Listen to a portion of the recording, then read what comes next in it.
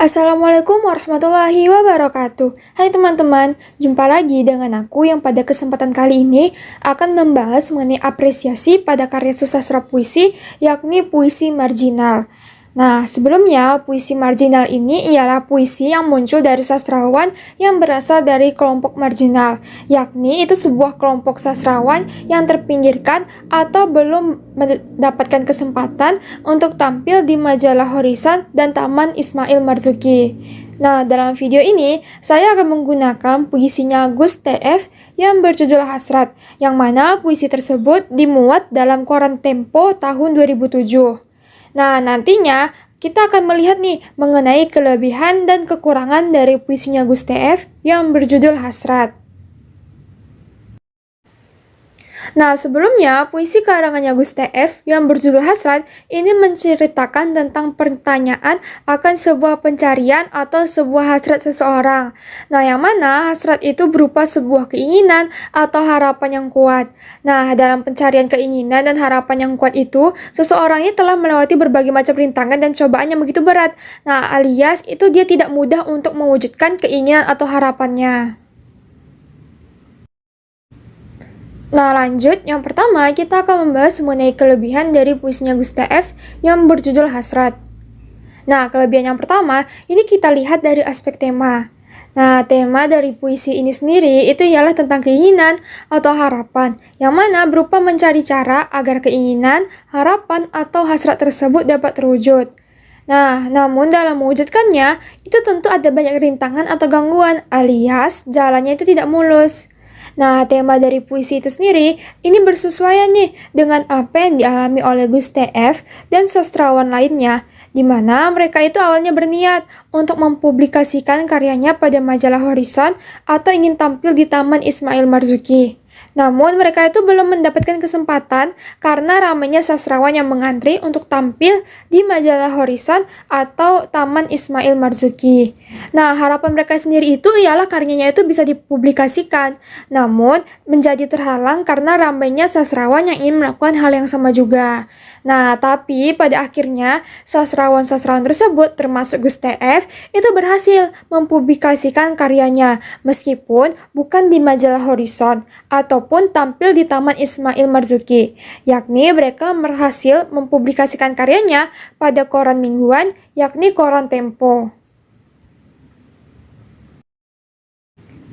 Nah, aspek keunggulan yang selanjutnya itu ialah amanat. Nah, amanatnya itu berupa untuk tidak selalu mudah menyerah terhadap impian, keinginan, atau hasrat kita. Nah, yang mana dalam puisi ini itu tampak dalam kutipan, langkahmu merahang batu, jejak tertumpu tempurung ragu, ingatanmu naik gerincing, silam merinding di buluh daging. Lepas, lepas saja. Hasratmu lepas hanya bila dahaga. Nah, dalam puisi ini, itu kita juga diajarkan nih bahwa untuk mencapai keinginan atau impian kita itu tidaklah instan alias langsung jadi atau mudah begitu saja. Nah, serta puisi ini juga mengajarkan kepada kita untuk terus berusaha keras. Nah, dalam hal ini, Gus TF itu seperti memberikan nasihat atau petuah kepada para pembaca dan masyarakat mengenai apa yang sudah ia dan sastrawan kelompok marginal alami, yakni itu tidak mudah menyerah karena belum mendapatkan kesempatan untuk tampil di majalah Horizon dan Taman Ismail Marzuki. Nah, namun para sastrawan itu termasuk Gus TF, itu mereka mendapatkan kesempatan untuk tampil di koran mingguan dan lembaga-lembaga budaya di berbagai daerah.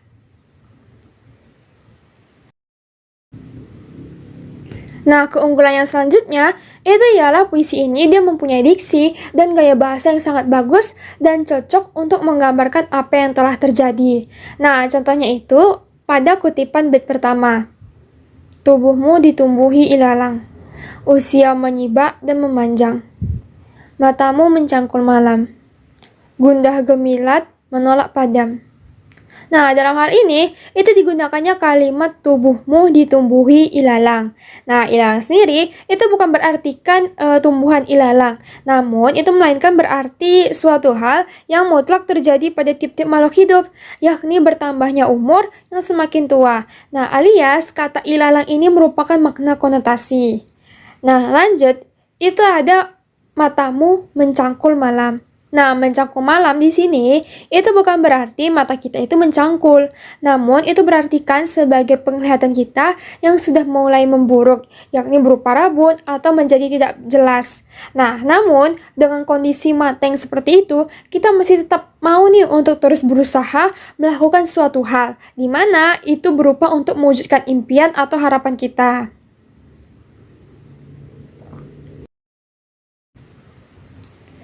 Nah, tak hanya itu, diksi dan gaya bahasa yang terdapat dalam puisinya Guste F yang berjudul Hasrat ini seperti menggambarkan atau memberikan kesan yang melankolis, di mana pembaca itu dibuat merasa nyaman, mengalir begitu saja ketika membaca atau melihat puisi tersebut. Nah, untuk keunggulan yang lainnya, itu bisa juga berupa rima, di mana puisi ini sendiri dia terdiri dari 4 bait dengan pola ABAB dan 1 bait dengan pola AA. Nah, untuk pola barisnya sendiri, puisi ini tuh terkadang mengikuti pola kecenderungan, yakni 4-5 kata dan 8-12 suku kata. Nah, namun ada kalanya nih, di beberapa baris, dalam puisi tersebut dia tidak mengikuti pola kecenderungan.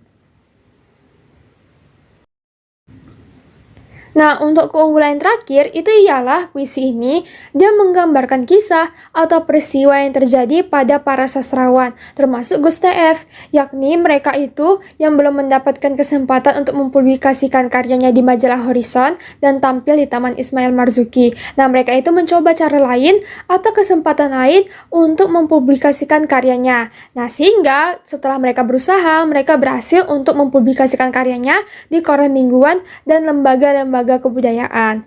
Nah, yakni para sastrawan tersebut termasuk Guste F, mereka itu tidak mau menyerah dalam mencapai impian dan harapan mereka, yakni mempublikasikan karya sastra mereka. Nah, lanjut kita akan masuk kepada aspek kelemahan. Nah, untuk kelemahannya sendiri, dalam puisi berjudul Hasrat karangannya Guste F, ini bisa berupa diksi dan gaya bahasa. Nah, memang sebelumnya itu saya pernah berujar bahwa diksi dan gaya bahasa itu ialah berupa keunggulan. Nah, namun dengan diksi dan gaya bahasa yang ada itu, dia bisa mengaburkan makna atau pesan dari puisinya Guste F yang berjudul Hasrat ini. Nah, sehingga pembaca itu dia menjadi tidak tahu nih apa pesan yang terkandung dalam puisinya Guste F yang berjudul Hasrat. Nah, sehingga nih perlunya analisis yang kritis serta penggunaan kamus untuk mengartikan kata-kata yang digunakan oleh Guste F dalam puisinya yang berjudul Hasrat.